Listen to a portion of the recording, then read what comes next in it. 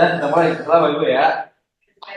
Assalamualaikum warahmatullahi wabarakatuh.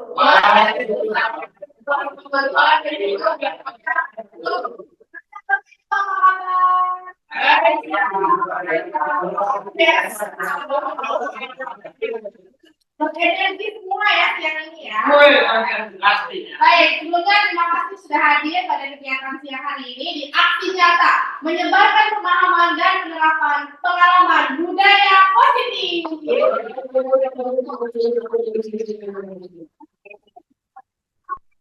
Kita akan 10 Bapak Herrowo kepada Pak Herrowo kami persilakan.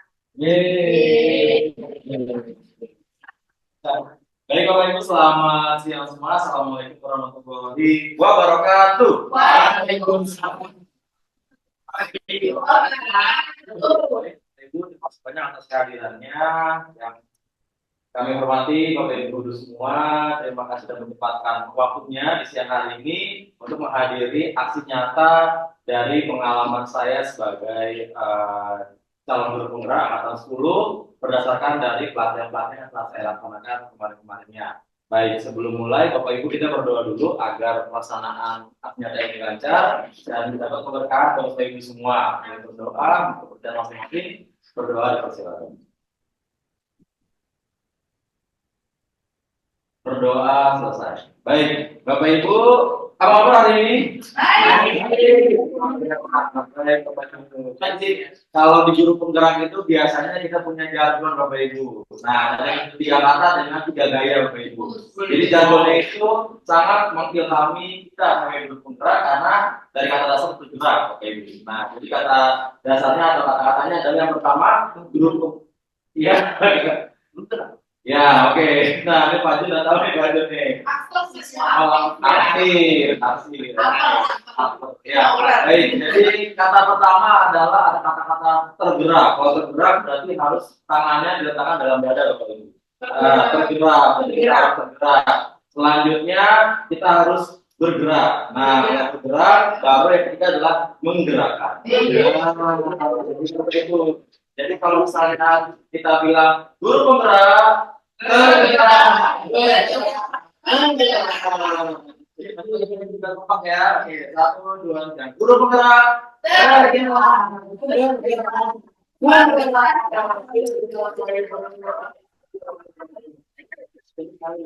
Baik Bapak Ibu, jadi seperti yang disampaikan bahwa di sini ada budaya positif. Artinya budaya positif itu bisa kita rasakan di sekolah kita Bapak Ibu.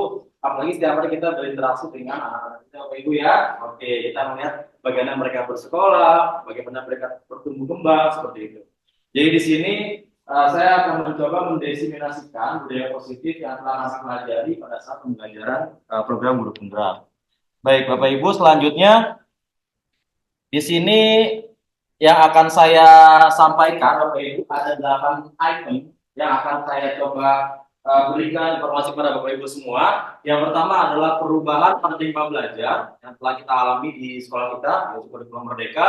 Lalu ada disiplin positif, nilai-nilai kebajikan, kebutuhan dasar manusia, motivasi perilaku manusia, posisi kontrol guru, keyakinan kelas, dan segitiga restitusi. Yang pasti semuanya mungkin ada kata-kata yang familiar Bapak Ibu ya, yang familiar Bapak Ibu dengar, ada juga yang mungkin baru ya, gitu. Seperti mungkin kalimat ada restitusi. Kalau dilihat kata-kata ini kan memang nggak cuma di bidang pendidikan ya, ada di bidang linguistik juga, bidang kesehatan juga ada restitusi seperti ini.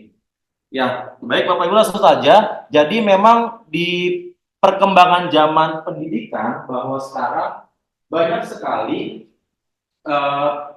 pembelajaran yang memang menyesuaikan dengan kondisi zaman sekarang di abad 21 ini, yaitu pembelajaran dengan paradigma baru. Seperti yang kita lihat bahwa pembelajaran ini dengan paradigma baru merupakan pembelajaran yang dirancang berdasarkan prinsip pembelajaran berdiferensiasi, gitu ya. Mungkin Pak Sandi pernah mendengar kata berdiferensiasi, Pak Sandi? Pernah ya. Kalau menurut Pak Sandi apa Pak Sandi ya? Diferensiasi Pak Sandi ya?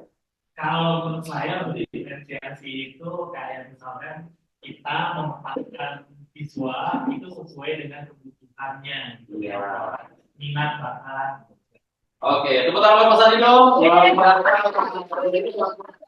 Belajar berdiferensiasi memang sangat on point ya. Artinya di sini subjek kita adalah peserta. Jadi pembelajarannya harus memenuhi kebutuhan dari peserta didik dengan berbagai macam gaya belajar, Bapak Ibu ya, dengan berbagai kebutuhan dan latar belakang dari kehidupan mereka masing-masing, Bapak Ibu. Betul, terima kasih Pak Sandi. Lalu sehingga peserta didik belajar sesuai kebutuhan berdasarkan teori atau tahap perkembangan sesuai psikologi modern yang mewujudkan profil pelajar Pancasila. Ya, tentu saja ini profil ini telah kita terapkan Bapak Ibu ya di sekolah laku ini selama berapa tahun ya Pak Jun kita di profil ini penerapan profil pelajar Pancasila Pak Jun di sini Pak Jun. Hampir 3 tahun, luar biasa. Kalau misalnya umur 3 tahun udah bisa apa tuh bisa bukti kepala? Iya, udah bisa apa tuh? Wow, terima kasih. Oke, baik. Oke, baik itu seperti itu ya. Jadi memang profil pelajar Pancasila ini memang sangat dibutuhkan dalam kondisi sekarang pembelajaran yang memang sangat pesat dan juga banyak sekali faktor eksternal dan internal yang dapat mempengaruhi tumbuh kembangnya suatu peserta didik seperti itu Bapak Ibu.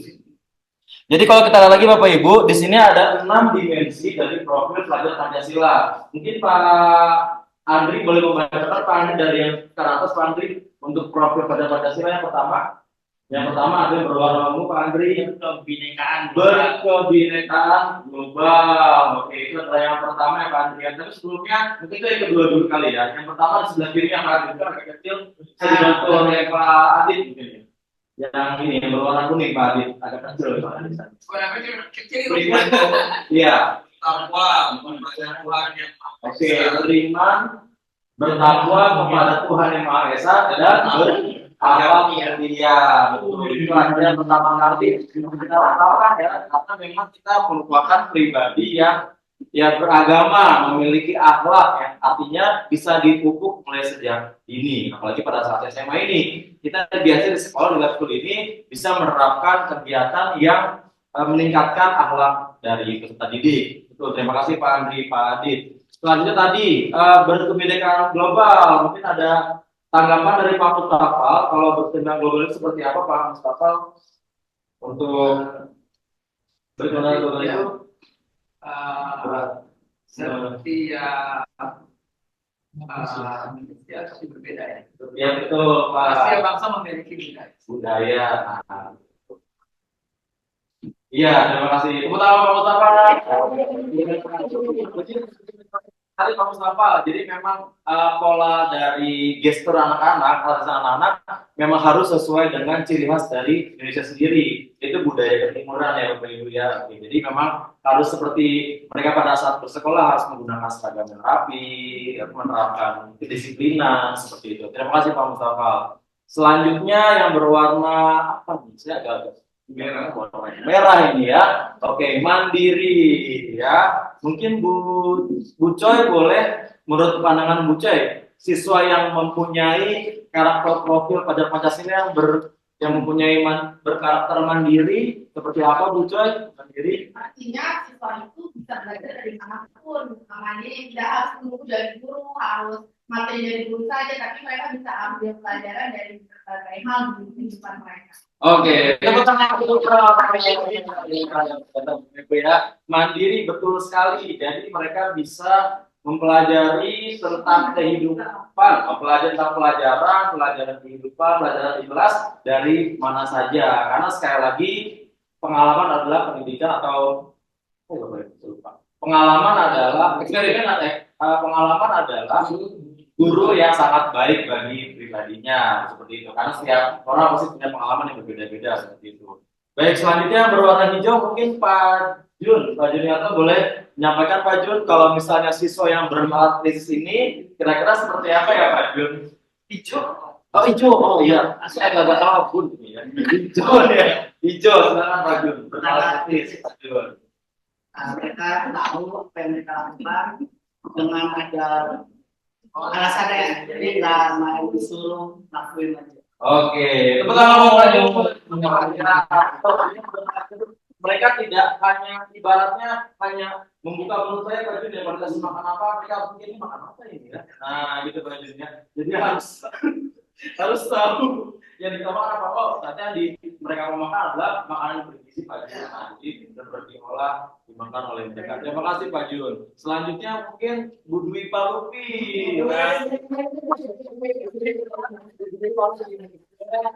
Kami minta pendapatnya dengan kata-kata yang berwarna hijau atau bergotong royong, Bu Dwi. Menurut Bu Dwi bagaimana siswa memiliki karakter bergotong royong sesuai dengan profil Pancasila, bagaimana Bu Dwi? Gotong royong. Menurut saya sih bisa lebih peduli dengan lingkungannya dan juga dengan Sama.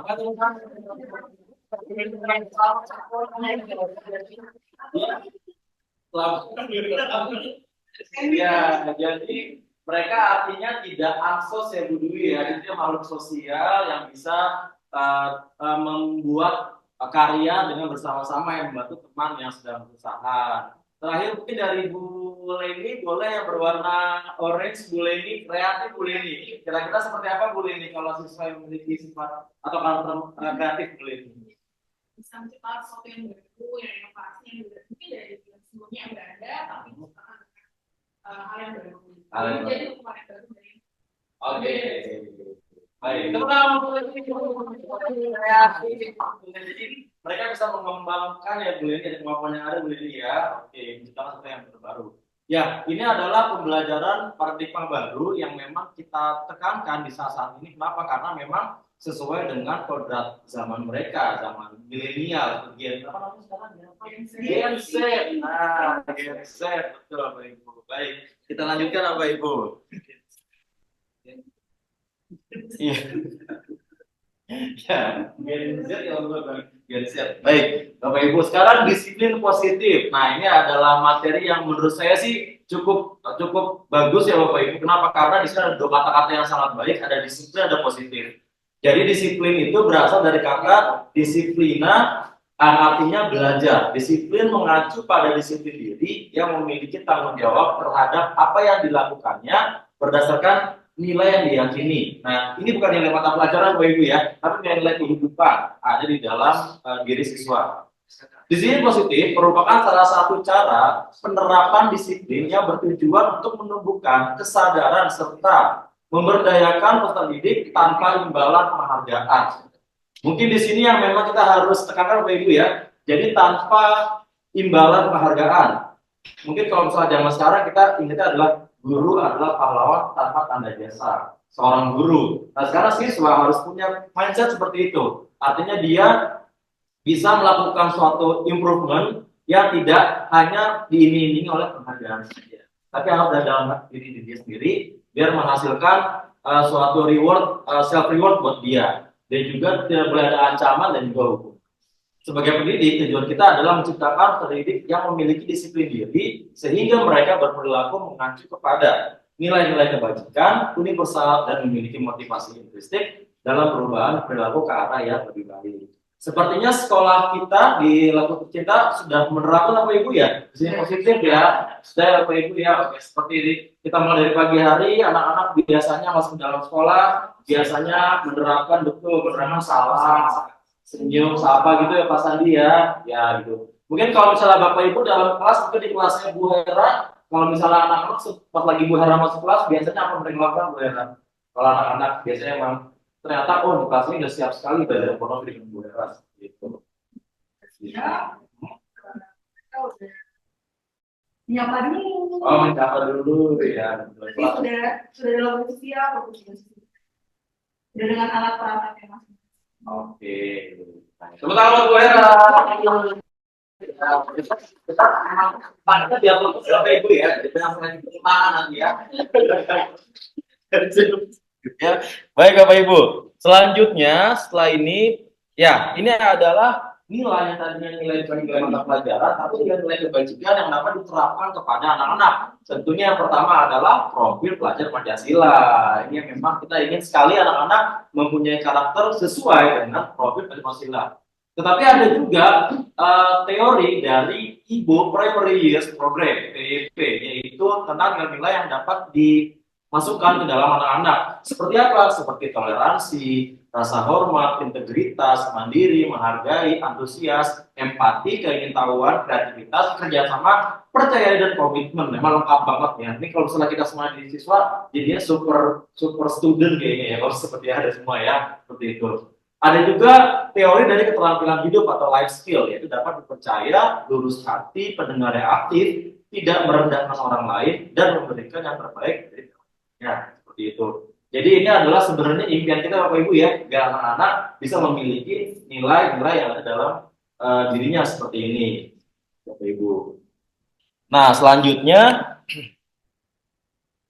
ya, kebutuhan dasar manusia. Ini juga ya, ini juga yang dibutuhkan agar siswa bisa menumbuhkan nilai yang telah mereka punyai seperti itu, yaitu kebutuhan dasar manusia. Mungkin nggak cuma siswa Bapak Ibu ya, kita juga pasti ya memiliki kebutuhan dasar manusia yang memang kalau seandainya tidak kita dapatkan akan merusak kehidupan kita, akan mempengaruhi motivasi mood ya, betul ya, mood dalam keseharian. Kenapa? Karena kebutuhan dasar manusia adalah segala sesuatu yang kita lakukan untuk mendapatkan apa yang kita inginkan. Nah, seperti itu. Jadi seluruh tindakan yang kita lakukan memiliki tujuan tertentu dan semua usaha yang terbaik kita lakukan adalah dalam rangka agar kebutuhan dasar kita terpenuhi dengan baik. Apa aja kebutuhan Bapak Ibu, anak-anak semua? Jadi kebutuhannya ada 5. Nah, misalnya Bapak Ibu. Jadi kebutuhannya ada 5. Yang pertama adalah bertahan hidup, survival.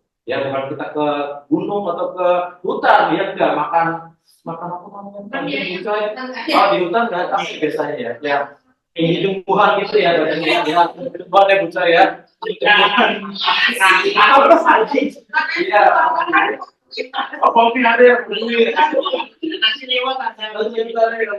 Ya, jadi pertanyaan hidup ini adalah seperti itu tadi ya, makanan, tapi di depan kita ya, makanan, pakaian, tempat tinggal, keamanan, tempat kesehatan. Ini paling utama karena tergantung sama visi kita Bapak Ibu.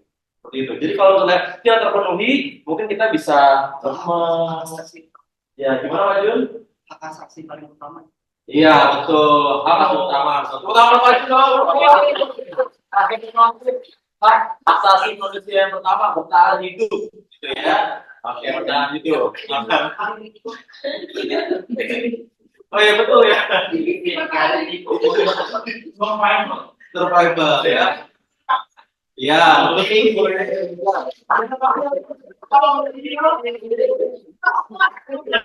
ya makanan tempat tinggal, keamanan, kesehatan yang juga perlu kita penuhi untuk yang pertama kalinya. Yang kedua adalah kasih sayang merasa diterima. Kita sudah kebutuhan kita, kebutuhan udah makan kenyang, ada rumah. Tapi kalau dia sayang gimana Pak Ibu?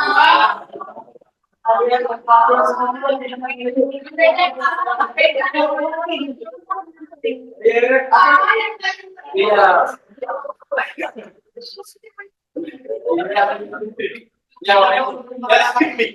Ya, jadi sebenarnya ya kasih sayang. Jadi mungkin kita lihat di murid kita Bapak Ibu ya, bukan kita dulu ya, murid kita ya, mungkin murid kita ada di kelas ada yang merasa dia ngantuk gitu ya. Kenapa? Karena mungkin di rumah dia nggak diterima dengan keluarganya. Jadi dia terkesannya sekarang cenderung dia karena suka menangis, karena curhat sama gurunya Bapak Ibu ya, seperti itu ya. Jadi memang ini ya adalah rasa kasih sayang yang harus dipenuhi biar dia memenuhi dapat diterima. Dipedulikan, berbagi, kerjasama. Nah, menjaga bagian dalam kelompok. Nah, ini Bapak Ibu nih, menjadi bagian dalam kelompok. Ini juga sering banget temukan ya. Kalau bikin kelompok suka milih-milih Bapak Ibu. Nah, itu ya. Iya, milih yang pintar, ya kan? Milih yang cepat. Iya, milih-milih ya Bapak Ibu ya. Nah, ini yang memang harus kita penuhi ya, biar kebutuhannya tercukupi. Yang ketiga Bapak Ibu yaitu penguasaan Bapak Ibu. Nah, penguasaan. Kenapa? Karena setiap orang ingin diakui keberadaannya dan juga betul divalidasi keberadaannya. Jadi tidak menjadi bos enggak ya. Dia harus menjadi manusia ya. Dia bukan nggak kelihatan, tapi kelihatan.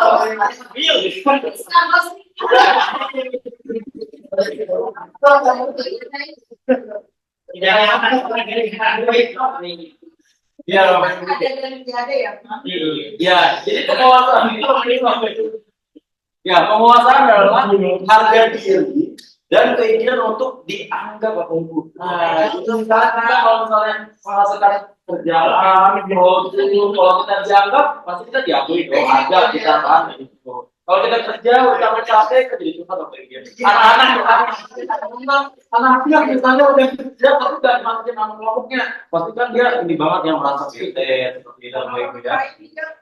Oh iya, dia sih peduli ya. Itu tangan hidup. Ya, Bapak Ibu. Untuk dianggap memimpin, berprestasi, diakui dan didengar. Setiap orang yang didengar Bapak Ibu. Ini luar biasa ya. Makanya anak-anak kadang kita yang kalau lagi sibuk banget nih, kadang anak kalau baca sama kita nggak sempat ya Bapak Ibu ya. Atau curhat bahwa nilainya malah rendah seperti itu. Jadi ternyata mereka ingin sekali dengar Bapak Ibu. Seperti itu. Yang keempat, kebebasan Bapak Ibu ini dia ya. Jadi memang kita harus punya rasa pemenuhan kebebasan. Kenapa? Karena di sini lihat, memiliki pilihan, mencoba hal baru, mampu mengendalikan arah dirinya dan mandiri. Artinya kita tidak boleh memblocking kemampuan anak-anak. Kamu di sini saja posisinya, kamu di sana tidak. Ya, jadi harus punya kebebasan biar mereka bisa tadi yang Bu Eni bilang bisa berinovasi, bisa kreatif seperti itu Bapak Ibu. Ya. Yang kelima adalah kesenangan, ya, bermain, humor, antusiasme dan tertawa, artinya, Bapak Ibu ya. Jadi harus ini adalah anak-anak harus boleh ketawa Bapak Ibu, ya, dan keseringan. Jadi bermain boleh banget, tapi dalam waktu yang ditentukan.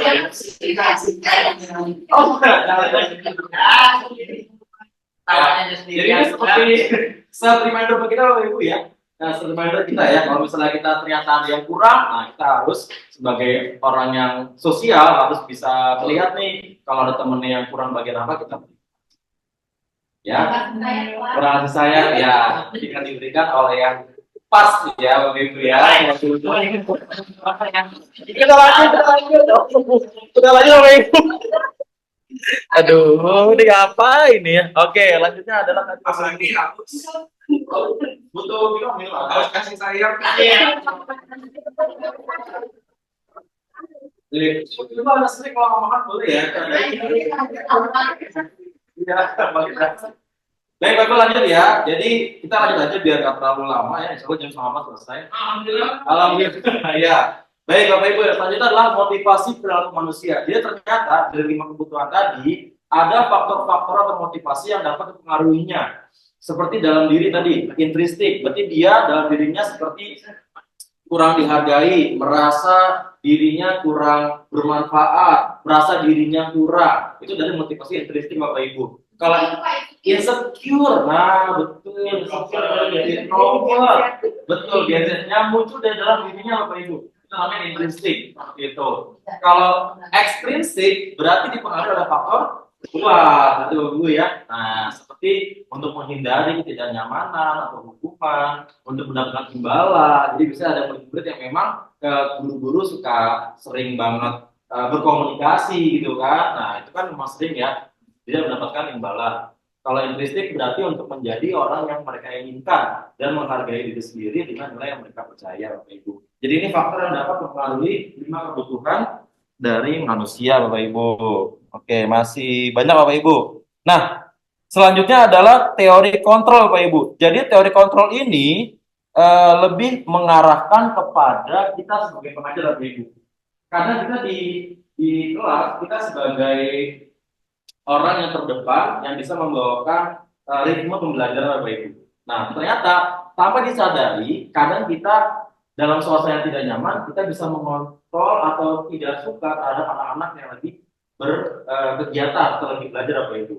Jadi, ini ilusi kontrolnya adalah ilusinya guru mengontrol murid. Jadi kita selalu melihat bahwa murid harus belajar sesuai keinginan kita Bapak Ibu.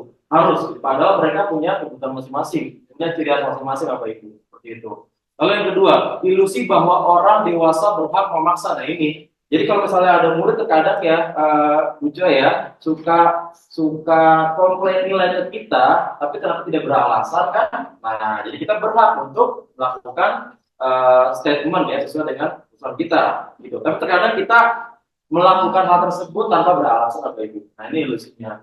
Lalu yang ketiga adalah ilusi bahwa semua penguatan positif efektif dan bermanfaat. Artinya semua kita berikan bermanfaat gitu ya. Harapnya seperti itu. Yang keempat, ilusi bahwa kritik dan membuat rasa bersalah mampu untuk karakter. Jadi kita sering banget ngejat bahwa kamu harus bisa ya, kamu di rumah harus belajar, kamu jangan main game terus seperti itu. Harapannya seperti itu, tapi ternyata anak-anak malah berpikiran, oh guru saya kerja saya nih Bapak Ibu, seperti itu ya. Nah, jadi ini miskonsepsi teori kontrol Bapak Ibu. Nah, dari sini kita akan masuk kepada teori kontrol yang ternyata bisa merubah mindset kita sebagai pendidik. Yang pertama adalah lihat sebelah kanan Bapak Ibu. Kebutuhan kita berbeda-beda Bapak Ibu. Jadi setiap guru harus bisa memenuhi atau melihat kebutuhan siswa. Cara belajarnya, kebutuhannya apa, inginan seperti apa, kita harus bisa seperti itu. Yang kedua, setiap orang memiliki gambaran berbeda-beda. Makanya biasanya pembelajaran harus diawali dengan asesmen awal. Biar tahu Bapak Ibu ya, anak-anak butuhnya seperti apa. Yang ketiga, kita berusaha memahami pandangan orang lain tentang dunia Bapak Ibu. Jadi kita jangan berpandangan kita saja sebagai guru, punya kontrol di dalam kelas. Tapi ternyata kita butuh pandangan sesuai juga seperti apa. Yang keempat, semua perilaku memiliki tujuan. Betul. Jadi kalau anak tidur di kelas, kadang mainin pulpen di kelas, kadang suka mainin botol, mungkin dia merasa bosan seperti itu ya, Bapak Ibu ya, bosan. Jadi jangan jadi jangan anggapannya mereka jadi tidak perhatiin kita gitu Bapak Ibu ya. Nah, jadi mereka punya alasan sendiri seperti itu. Iya, kalau makan di kelas dengan kesepakatan, iya, dengan kesepakatan yang nanti ya, iya, dengan kesepakatan bersama itu boleh sebenarnya ya. Yang kelima, hanya Anda yang bisa mengontrol diri Anda, betul. Kita nggak bisa mengontrol orang lain, kita yang bisa mengontrol diri sendiri. Anda tidak bisa mengontrol orang lain, sama ya Bu ya. Berkolaborasi dan berkonsentrasi menciptakan pilihan yang baru dan model berpikir menang-menang. Jadi nggak ada yang kalah, nggak ada yang menang. Jadi kita dapat win-win solution buat kita oke sebagai guru, buat murid oke sebagai murid ya Bapak Ibu. Ya, tahan Bapak Ibu ya, masih semangat nih Bapak Ibu nih. Masih semangat. Nah, ini Bapak Ibu, itu yang membuat saya cukup menarik. Saya Pak Adin ya, Pak Jun, Pak Ali tentang teori hukuman, konsekuensi, restitusi. Ini yang memang kalimatnya gimana Pak Adin? Kalimatnya agak mirip-mirip sebenarnya. Kita boleh memberikan hukuman, kita boleh memberikan konsekuensi, kita bisa melakukan restitusi. Jadi hukuman itu, yang namanya hukuman menurut teorinya, dia tidak terencana, tiba-tiba. Misal anak tidak bawa PR, tiba-tiba kita langsung push up 10 kali. Nah itu adalah hukuman Bapak Ibu. Jadi bentuknya tidak terencana. Murid tidak tahu apa-apa yang akan terjadi dilibatkan. Jadi dia tidak tahu apa-apa Ibu. Ketika kita suruh buat kelompok, mereka tidak mendengar instruksi, apa lagi ada kegiatan atau hilang fokus. Nah ini jadi hukuman. Bersifat satu arah dan berupa hukuman fisik dan fisikis Bapak Ibu. Nah ini fisik. Kalau fisik berarti bentuknya adalah hukuman. Kalau fisik seperti itu.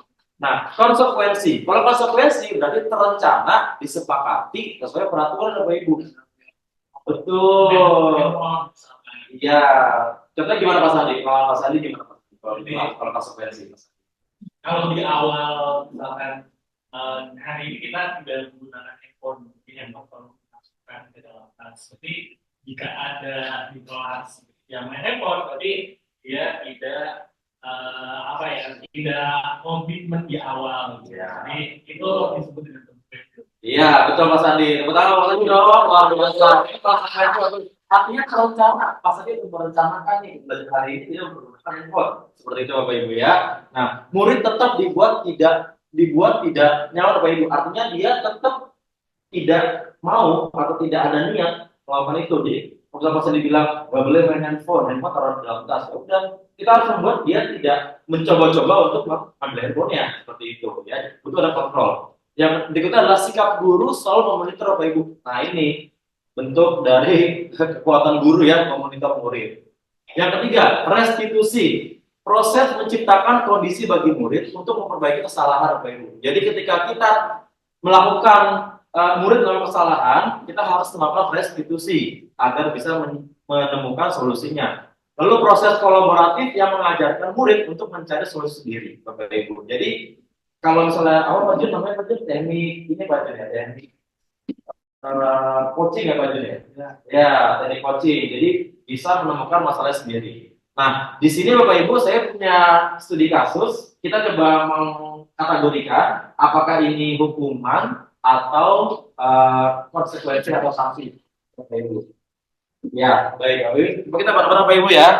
Coba kita bareng-bareng untuk ada studi kasus yang bisa kita terapkan. Oke, Bapak Ibu kelihatan nggak Bapak Ibu? Nah, ini ya.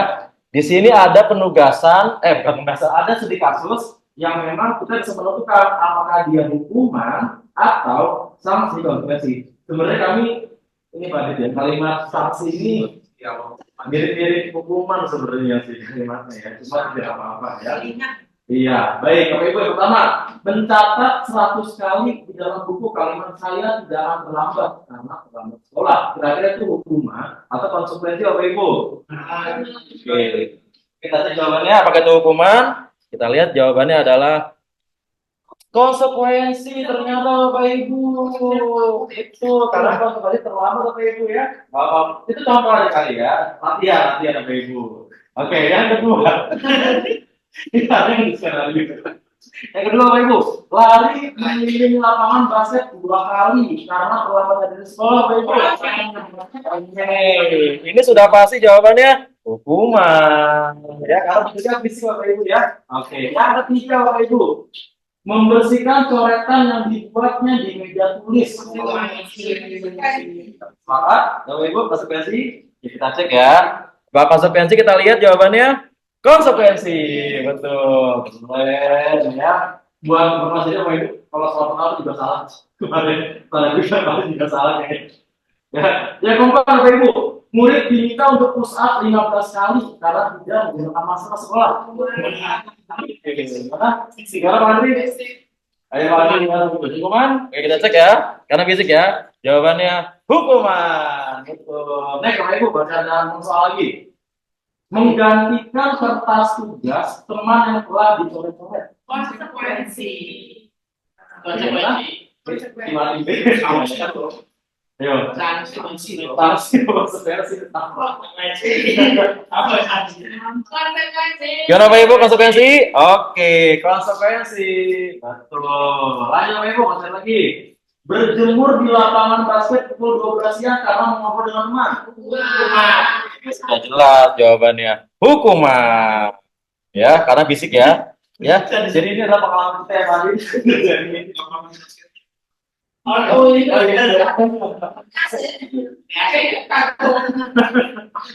Oke, baik Bapak Ibu. Berikutnya, murid diminta bertelanjang kaki sepanjang hari karena tidak menggunakan sepatu warna hitam sesuai peraturan sekolah. Sanksi. Hukuman Konsekuensi. Konsekuensi, oke. Pak konsekuensi. Muridnya gimana? Muridnya gimana?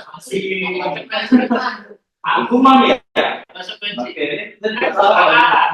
Gimana? sesuai peraturan sekolah sih.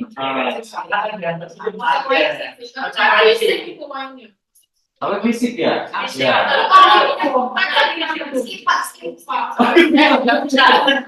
Kalau skip dulu ya, skip. Baik Bapak Ibu, kita sepakat apa nih? Konsekuensi.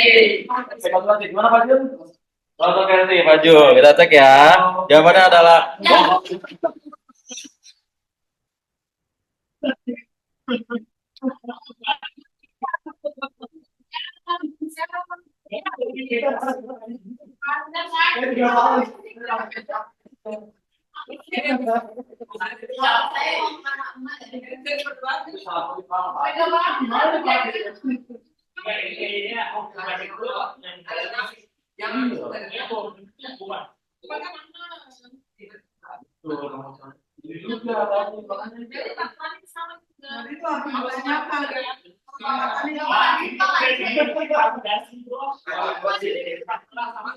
Oke, lanjut Ibu. Berdiri 14 sampai 41. Oke, sekarang kita bisa bertanya. Jawabannya sudah pasti. Hukuman. Betul Bapak Ibu. Yuk, empat lagi. Membersihkan tumpahan air di bidang terus cara persen dulu. Konsekuensi gimana Pak Tadi? Ya. Oke, sanksi atau konsekuensi. Betul. Lanjut tiga lagi Bapak Ibu, tiga lagi.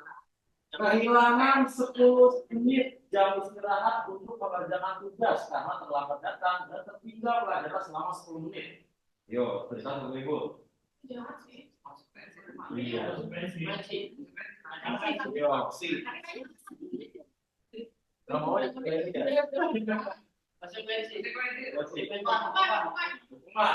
gimana nih? Kehilangan 10 menit jam istirahat untuk mengerjakan tugas. Nah, karena terlambat datang dan tinggal pelajaran di masa 10 menit. Ada kalimat lawan lagi. Nah, selamat nih. Kita lihat jawabannya apa? Jawabannya nih. Oke, karena jawabannya random, mungkin kita bisa voting aja dan cepat. Iya, Bapak Ibu boleh hukuman. Hukuman 1, 2, 3. Wah, selebihnya konsekuensi. Baik, banyakkan konsekuensi. Kita cek jawabannya apakah konsekuensi? Konsekuensi. Betul. Ya. Baik. Oke, yuk, dua lagi ya. Duduk di bangku pinggir lapangan pada jam istirahat. Tidak diizinkan bermain oleh guru piket karena mencederai teman saat bermain di lapangan. Dia disuruh duduk di bangku di pinggir lapangan pada jam istirahat. Tidak diizinkan bermain oleh guru piket karena mencederai teman saat bermain. Iya, lebih hukumannya pasti ya. Kalau salah ya, betul, karena tiba-tiba. Betul gimana? Lanjut di hukuman? Dua soal lagi, Bapak Ibu. Oke, kita cek jawabannya.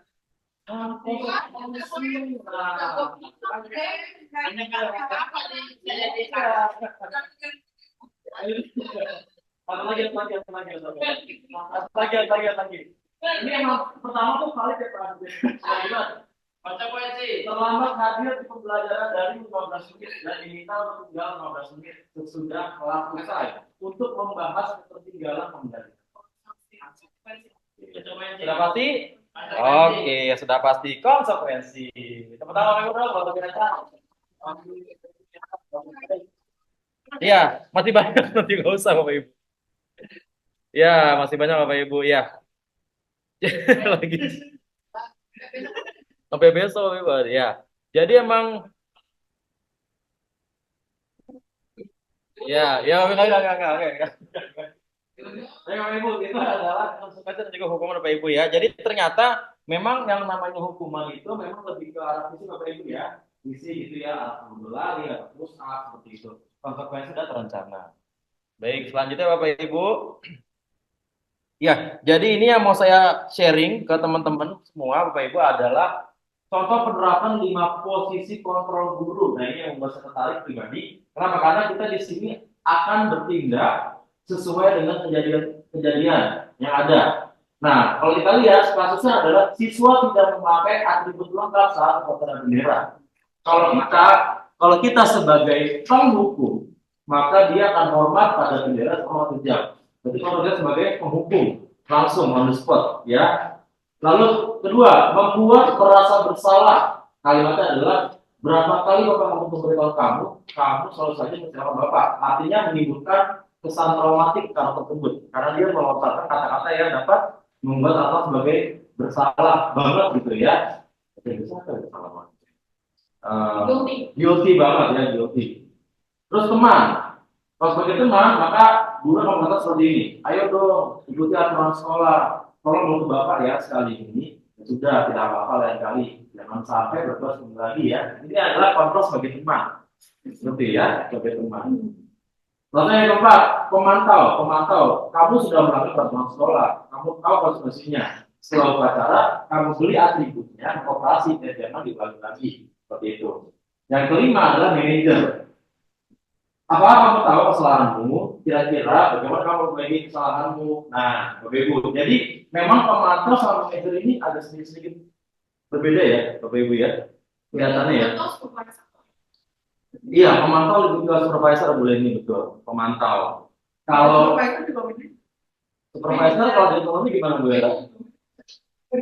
Bagian manajer itu supervisor ya? Di atas manajer. Oh, supervisor. Di bawahnya manajer. Supervisor dulu, manajer baru dengan manajer. Bagian dari ternyata manajemen ya. Kalau kita lihat di tingkat manajemen ini dua-duanya Bapak Ibu ya, pemantau sama manajer ya ini ya. Nah, kalau manajer itu lebih ke arah ingin tahu kenapa kesalahannya, bagaimana solusinya seperti itu. Kalau pemantau ya hanya memantau aja, ya. Jadi kita kalau misalnya ini adalah contoh dari, ya kita contoh kalau ada kasus ini Bu Eni, siswa tidak memakai atribut. Kalau Bu Eni sebagai, kalau ada pilihannya, saya jadi sahabat. Jadi satu sahabat Ya sama di situ. teman ya, begitu. Orang tua. Jadi pom. Ya, jadi orang tua itu berarti Membuat orang merasa bersalah. ya, ya kalau bentuknya orang tua, kalau menurut saya di manajer boleh nih, karena dia pasti memaafkan dulu, kenapa berbuat seperti itu dan solusinya apa, seperti itu kalau orang tua ya, gitu kali ya. Mana dulu? Penonton di sekolah. Ya, baik Bapak Ibu. Yuk sedikit lagi Bapak Ibu. Lagi. Nah, jadi tadi adalah contoh dari kasus positif overload kita sebagai guru Bapak Ibu. Jadi kalau dipungkiri ya kita kadang sebagai teman Bapak Ibu ya, kadang sebagai manajer, kadang sebagai pemantau seperti itu. Baik, selanjutnya adalah keyakinan kelas. Ini sebenarnya saya dapatkan materinya ketika kita harus pertama kali mau masuk kelas Bapak Ibu. Jadi kita harus bikin keyakinan kelas dan bukan peraturan kelas. Kenapa? Kalau misalnya peraturan gimana Pak Jun? Kalau peraturan pasti ada peraturan, ada hukuman, betul. Kalau kita peraturan kelas. Tapi kalau keyakinan kelas kita mengajak siswa berkolaborasi seperti itu, membuat keyakinan kelas yang disepakati oleh bersama. Nah, di sini sifatnya macam-macam Ibu. Ada bersifat abstrak berupa pernyataan universal dibuat dalam pernyataan positif sedikit saja agar mudah diingat sesuai dengan kondisi kelas sehingga berdasarkan ada type. Iya itu buru-buru semua warga sekolah kelas dilibatkan saat membuat keyakinan kelas ini. Jadi ini diterapkan juga pada saat kita lakukan kali ya kalau membuat keyakinan kelas setiap pembelajarannya. Ya, baik Bapak Ibu, di sini saya coba akan melihatkan sedikit video saja. Saya membuat keyakinan kelas pada saat di kelasnya Pak Sandi, Bapak Ibu. Nah, Bapak Ibu bisa lihat, ini saya buat keyakinan kelas, Bapak Ibu ya. Kelasnya Pak Sandi.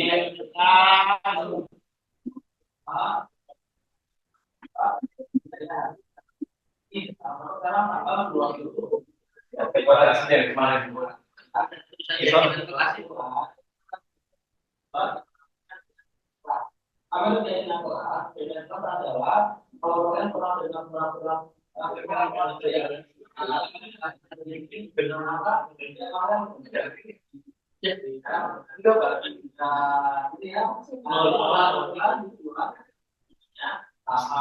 Itu kan kalau ruang lingkupnya besar, apa ini kan kalau dua yang besar, nanti ambil waktu itu.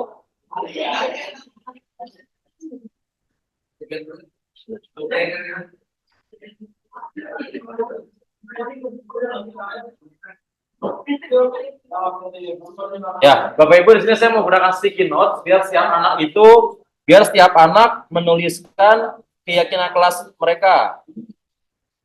Nah, saya bagiin di kelas-kelas. Jadi mereka berhak untuk menuliskan satu keyakinan kelas yang mereka ingini, Bapak Ibu.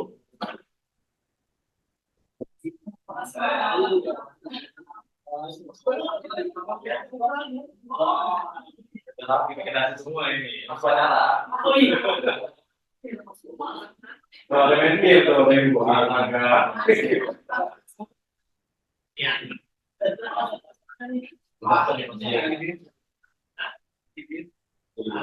Kemudian si Kaisang ada termasuk. Untuk semua gitu kan.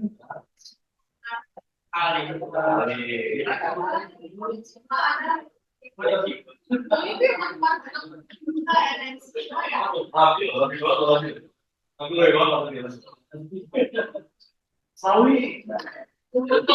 Jadi masalah. Namanya Pak Sawi.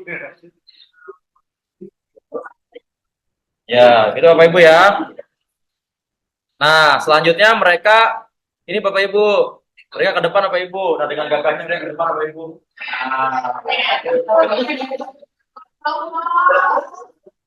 Jalan. Nah, selanjutnya mereka menuliskan keyakinan dan menempelkan di papan sama tulis Bapak Ibu. Ya, kita bisa bacakan bersama. Nah, dengan yang ini kan timbalan. Nah, tapi mereka melihat saya setiap lagu. Oh, pikiran saya lagi ngajak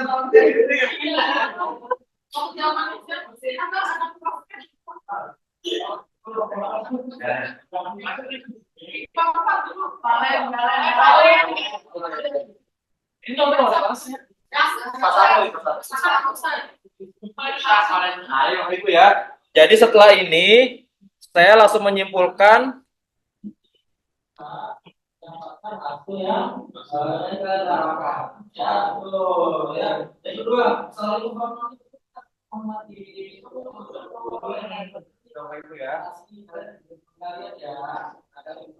ya, kira-kira gitu Bapak Ibu. Terus selanjutnya ya, jadi keyakinan kelas itu adalah kesepakatan bersama Bapak Ibu ya. Jadi kita buat berdasarkan dari keinginan anak-anak, kita collaborate, kita sampaikan lagi kira-kira bentuknya seperti apa. Jadi kita komunikasikan dengan baik agar membentuk keyakinan kelas Bapak Ibu. Ya, Bapak Ibu kita lagi ya. Oke. Salah. Selamat datang. Oke.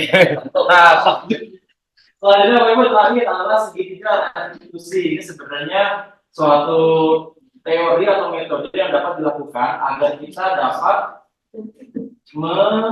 menemukan solusi dengan mengajak siswa berkolaborasi. Ada 3 tahap Bapak Ibu. Tahapan yang pertama menstabilkan identitas, validasi tindakan masalah, dan menanyakan keyakinan kelas Bapak Ibu. Jadi biar anak tahu mereka salahnya di mana, kenapa, dan dapat menemukan solusinya sendiri. Itu Pak Jun ya. Jadi coaching ya Pak Jun ya. Ya, baik Bapak Ibu. Di segitiga ini saya coba telah melakukan segala macam kegiatan melibatkan kelas 10 yang memang dia kadang suka melakukan kesalahan atau tidak sesuai dengan keyakinan kelas Bapak Ibu. Intinya Bapak Ibu, untuk menstabilkan identitas yang pertama adalah dia harus membuat prinsip bagian dari pembelajaran Bapak Ibu. Jadi kita harus menggunakan kalimat-kalimat berbuat salah itu adalah wajar, gitu. Ya, lalu juga tidak ada yang sempurna manusia itu. Jadi kita harus menstabilkan biar dia tidak marah, jadi tidak kesal, seperti Bapak Ibu ya.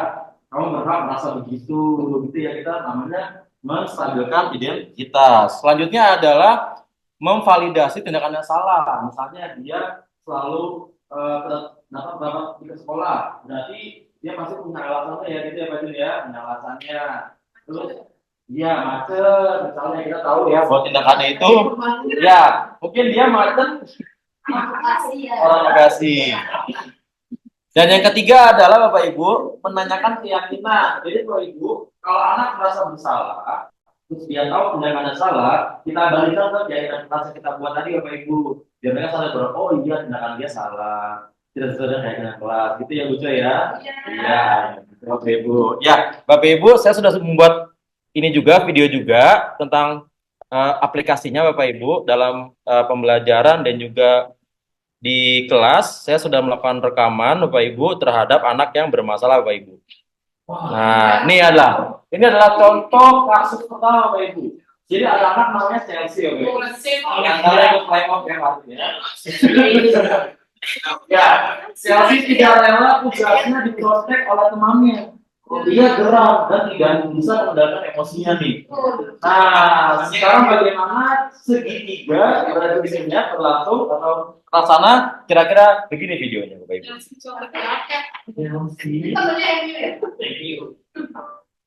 Satu, oke. Chelsea sama apa ya?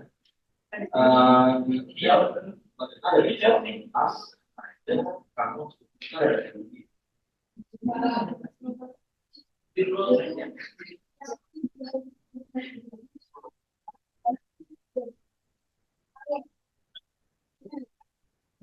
baik, jadi ya wajar sih kamu kesal ya. Ya pasti juga bapak mau posisi kamu. Kesal ya.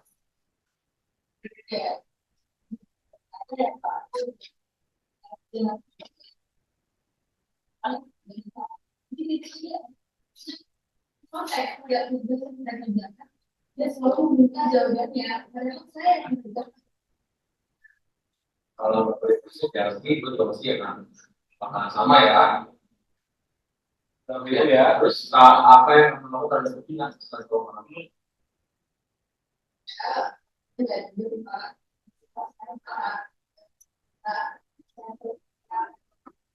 Tidak poin semua itu di pas tapi memang itu beralasan ya. Nah, ini yang pertama Bapak Ibu ya. Nah, yang pertama ya.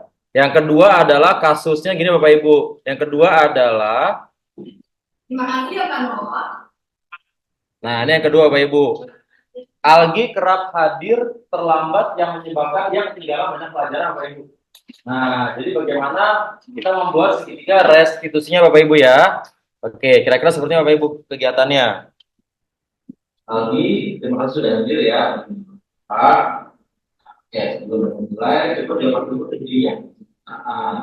Ya, lihat seperti siswa lab school ya. Nah, pasti lagi kita dulu ininya. Algi, Bapak dengar dari guru tiket, katanya kamu sudah terlambat di sekolah ya. Perjalanan kamu sudah terlambat lagi.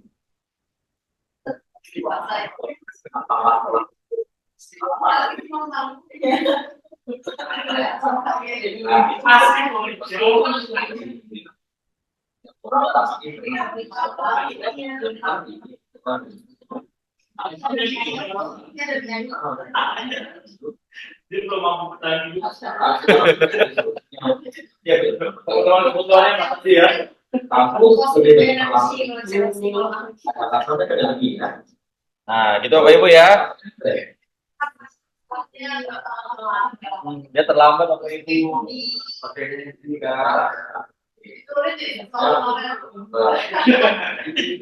kampus dengan itu apakah kamu sudah melakukan kelas dari sama nih menurut kamu itu tidak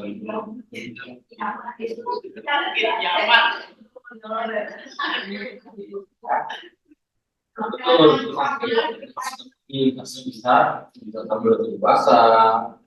Ya, gitu Bapak Ibu ya. Jadi praktek segitiga restitusi Bapak Ibu. Dari kalau lebih 8 tahun misalnya. Ya, restitusi. Nah, gitu Bapak Ibu ya. Nah, setelah itu mereka alih fungsinya Bapak Ibu ya. Nanti itu awal selama kelas pastinya itu juga akan kondisi di kelompok kamu agar kamu tidak sampai Ya, oke. Baik, kami dan waktunya sekarang balik ke kelas. Ya, oke, sama-sama seperti ini. Assalamualaikum warahmatullahi wabarakatuh. Ini di kelas ujian. Saya senang sekali dapat diskusi dengan kalian bahwa untuk menemukan solusi atas masalah ya dari saya bisa masuk dengan ketika Pak Kita. Oke, alhamdulillah ya. Jadi memang ya memang jangan berat gitu ya. Oke, kita saat bergerak melakukan apa ya, baik Bapak Ibu. Ya, ya. Selanjutnya Bapak Ibu, setelah ini ya, ya.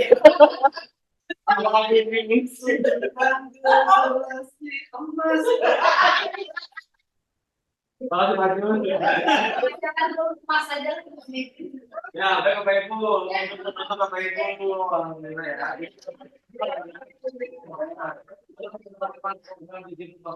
Hendaknya guru memiliki standar pribadi Bapak Ibu ya, itu profesional dan sosial yang baik, di mana guru mampu merefleksikan dirinya dalam posisi kontrol saat ini Bapak Ibu. Gagal dari mana Bapak Ibu yang sudah tadi? Gagal yang paling bagus berapa oleh guru dari 5 posisi kontrol tadi Bapak Ibu, kontrol tadi. Ya paling oke, itu posisi kontrol manajer Bapak Ibu ya, bisa melakukan segitiga restitusi yang menuntut murid-muridnya menjadi insan yang mandiri, merdeka dan bertanggung jawab menurut SMP Bapak Ibu. Baik, Bapak Ibu terima kasih banyak, luar biasa, tepuk tangan.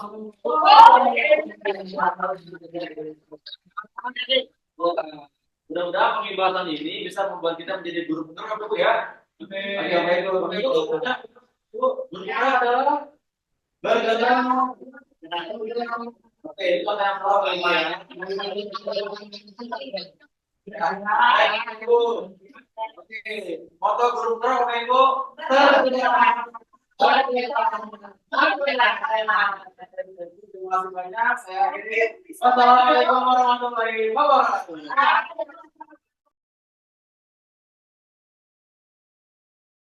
Pagi Pak Jun. Oke. Ya, Pak Jun, sebelumnya saya ucapkan terima kasih kemarin sudah hadir pada penerapan aksi nyata saya mengenai budaya positif. Ya, Pak Jun, ada beberapa hal yang mau saya tanyakan terkait dengan bila kita menemukan siswa yang bermasalah Pak Jun di SMA Jakarta ini Pak Jun gitu, terkait dengan posisi kontrol dan juga mungkin pengalaman Pak Jun mengenai anak yang bermasalah terkait dengan hukuman atau konsekuensi, atau bahkan Pak Jun telah melaksanakan segitiga restitusi di sekolahnya Pak Jun. Oke, kalau berbicara tentang permasalahan siswa di SMA Life School Jakarta, sama mungkin seperti dengan sekolah-sekolah yang lain ya. Beberapa siswa permasalahannya hampir mirip-mirip, masalah kedisiplinan, kejujuran, dan kenakalan remaja. Namun di SMA Life School Jakarta itu dahulu ya, kalau dahulu pakai sistem masih ada peraturan sekolah, siapa yang melanggar peraturan sekolah ada hukumannya ya. Walaupun hukuman yang di sekolah itu sudah tidak ada lagi yang fisik ya Pak Nino ya, semuanya hukumannya yang mengarah ke arah perbaikan diri. Namun sekarang kan kita sudah tahu ya bahwa perkembangan zaman itu kita tahu bahwa hukuman-hukuman itu tidak semuanya bisa diterima oleh siswa, atau ada juga yang namanya sekarang kan sanksi. Ya, sanksi. Terus makin kesini juga ada namanya sistem segitiga restitusi kan. Nah, kalau untuk pengalaman saya, karena saya juga sudah beberapa kali dapat informasi bahwa ada cara guru untuk mengontrol siswa itu ada beberapa tipe ya. Nah, kalau saya sendiri dahulu, saya pribadi itu lebih ke arah menjadi teman ke mereka. Jadi kalau mereka ada yang salah, ya kita mengingatkan sebagai teman, ya kan. Lalu sekarang juga ada juga yang tipenya manajer. Nah, saya juga berusaha untuk menjadi tipe manajer sekarang, ya. Jadi kalaupun ada siswa yang melakukan kesalahan, saya mencoba mencari tahu kenapa dia bisa melakukan kesalahan, apakah ada alasannya si siswa tersebut melakukan kesalahan, ya. Lalu kita gali juga si siswa tersebut apakah mereka menyadari kesalahan tersebut, dan kita mengarahkan ke arah perbaikan sikapnya mereka, apakah mereka sudah mengerti kesalahan mereka, dan mereka sendiri yang akan mencari tahu dampaknya, dan mereka sendiri yang akan mencari tahu cara mengatasinya. Jadi dengan menggunakan segitiga restitusi, ya. Terima kasih juga Pak Nawo kemarin juga sudah mengajarkan kembali, mengingatkan saya untuk tentang kontrol kepada siswa. Ya, baik Pak Jun, terima kasih. Berarti Pak Jun sudah menerapkan ya Pak Jun ya, menggunakan segitiga restitusi yang mana ternyata sangat berdampak terhadap perbaikan pembentukan karakter siswa ya Pak Jun ya. Ya, baik. Ya Pak Jun, terima kasih atas testimoninya Pak Jun. Terima kasih. Ya.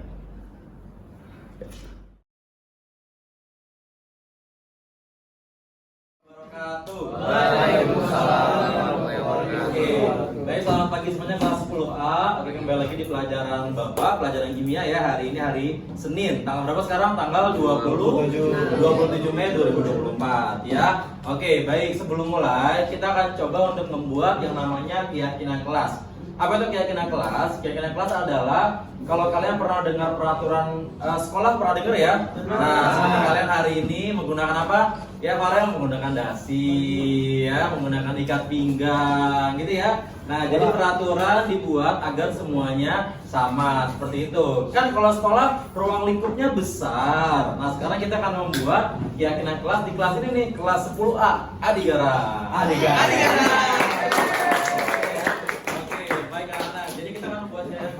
Intinya adalah keyakinan ini akan diterapkan oleh kelas kita, kelas 10A, dan juga nanti mudah-mudahan diterapkan juga di kelas lain, kelas 10B, kelas 10C, kelas 10D ya kan, atau semua kelas 10 atau kakak kelas 11 juga bisa ya. Oke, jadi kira-kira apa nih impian kalian, tujuan kalian untuk mengenai keyakinan kelas ini gitu ya. Misalnya Radit coba nyampein nggak kira-kira keyakinan kelas yang ingin Radit buat apa ya? Boleh masuk depan Radit, yuk. Nah, Radit pengennya kelas ini mempunyai keyakinan kelas apa yang bisa diterapkan? Ya, solid. Oh, solid. Nah, gitu ya, solid ya. Kalau solid bentuk apa biasanya Radit? Kalau solid itu bentuknya saling membantu. Proyek kelas. Oh iya, jadi kerja bareng-bareng ya. Nah, kayak kemarin ya, kalau salah pada nanam mangrove tuh bareng-bareng, keren banget loh. Itu kompak banget ya. Semuanya turun, semuanya nyebur ya nggak sih kayak saya lihat fotonya ya, keren. Tepuk tangan sama adik-adik. Baik, sekarang anak-anak, saya punya sticky notes. Kalian tolong tuliskan satu impian kalian atau tujuan kalian mengenai keyakinan kelas yang mudah-mudahan bisa kita terapkan untuk semuanya, gitu ya. Yang laki-laki berwarna orange, yang perempuan berwarna apa ini? Hijau. Betul kembali? Atau perempuan yang orange? Biar lebih oke? Ya, oke deh, perempuan yang warna orange, laki-laki berwarna hijau. Oke, kita mulai ya. Jadi siapkan alat tulis kalian. Nanti kalau sudah semua menulis, tolong tempelkan di whiteboard ini. Ya, tempelkan ya. Oke, kita mulai. Oke, kita mulai ya.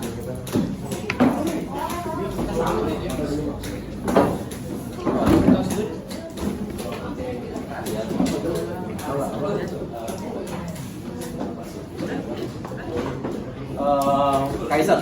San, kamu boleh ambil laptop HP Bapak, terus ikutin Bapak di jalan. Kalau bisa nyorot muka anak-anak ya.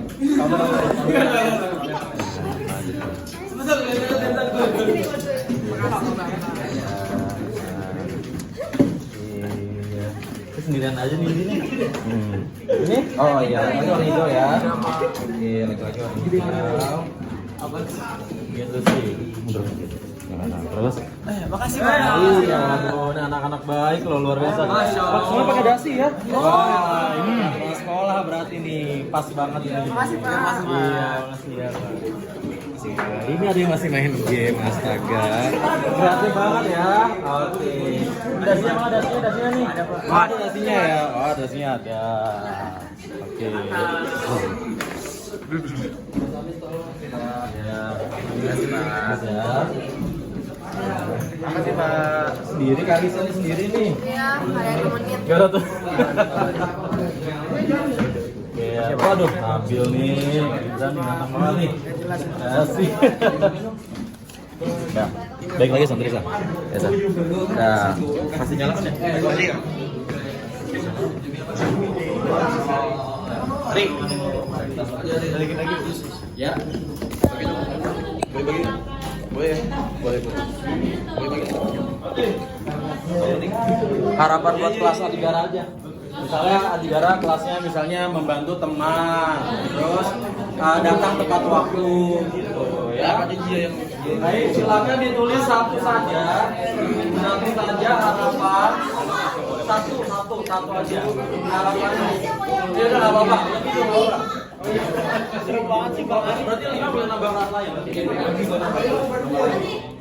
Biar banyak orang. Udah. Kalau sudah silakan semuanya boleh maju ke depan menempelkan di sini. Ayo silakan nempel yuk. Ayo tempel, Dev. Go, Ari masih rekor masuk sekolah tepat waktu. Ya. Gak usah kasih nama, gak usah. Gak usah kasih nama ya. Gak nyata nih. Nah, jalannya yang oke ya. Ya sip. Oke, yuk. Satu tempel. Bukan gue nganggur.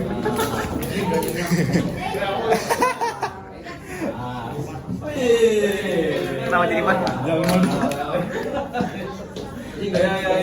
Makanya bukan gue pada tetap. Udah kan? Ya udah. Oke, silakan yuk. Yang sudah boleh.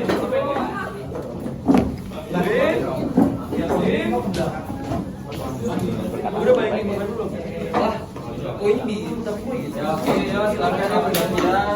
Bulu tinggi aja dulu. Kasih banget sih. Iya.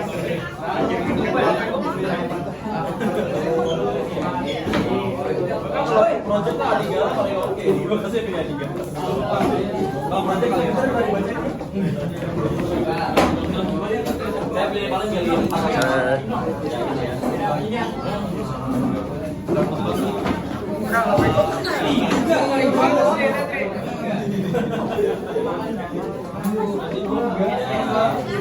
kalau project Adigara aja lah. Pasti jadi keren. Nah, apa ayo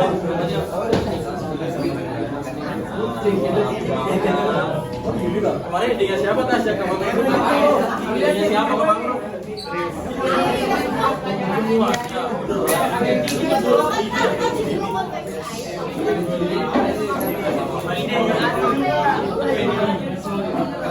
ini pun beneran ya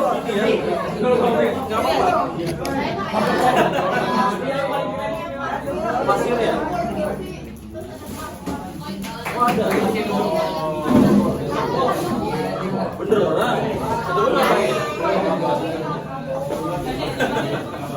Keren banget. Oke udah semua ya udah. Ya Allah.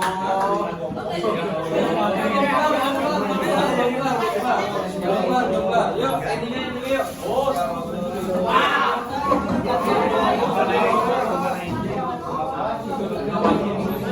saya kelas lucek biasanya bikin ramadan sensasi soalnya kan dari 8 kelas 6 kelas sudah terjun 2 kelas dia kampanye kelas B kampanye jadi kayaknya bisa ngambil kalian jadi ngambil project jadi foto bikin campaign jadi kolaborat jadinya kan iya itu bagus sebenarnya jadi mereka harus minta foto kayak gitu.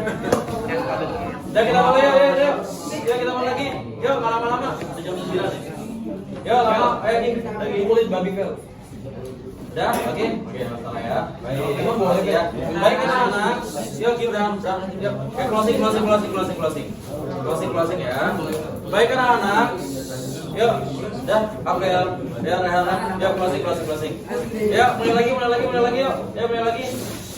Baik anak-anak, kalian sudah menuliskan tentang keyakinan kalian kelas yang kalian ingin tuju, ya. Baik. Oke, sekarang Bapak akan bacakan beberapa yang menjadi sepertinya bisa diterapkan di kelas kalian ya, di kelas 10 ya. Yang pertama, selalu bekerja keras, setuju ya? Betul. Jadi selalu bekerja keras, biar apa? Biar nanti bisa mendapatkan hasil yang kalian harapkan, ya, betul, ya. Yang kedua, saling menghormati, betul nggak saling menghormati? Betul, ya, kayak nanti nih pada saat presentasi kalian dengerin teman kalian ya. Nah, kalian bisa memberikan feedback. Selanjutnya, mengerjakan tugas tepat waktu. Wah, sepakat nggak nih? Sepakat nggak? Sepakat ya. Oke, ya. Baik, selanjutnya berkata-kata yang baik, setuju? Betul, berkata yang baik, biar yang mendengarkan juga enak, gitu ya. Tidak menimbulkan yang lain-lainnya. Pantang menyerah, waduh, wah ini juga nih. Jujur, wah jujur ya. Yang pastinya, oke. Ikut mengerjakan tugas kelompok, wah ini setuju nggak nih? Ikut mengerjakan tugas kelompok ya, oke. Ikut dalam kelompok ya, oke ya. Di sini lagi ya, oke, sama lain saling menghormati. Itu sekolah lengkap. Yang paling bawah, ya, yang paling bawah. Nilai semakin bagus, iya, ini mah pasti lah ya. Kalau semuanya bagus, yang paling bawah. Semoga kelasnya semakin asri. Asik kali lah. Asri ya. Ya asri Pak. Asri. Tidak membawa barang macam-macam. Oke, tidak merokok. Wow.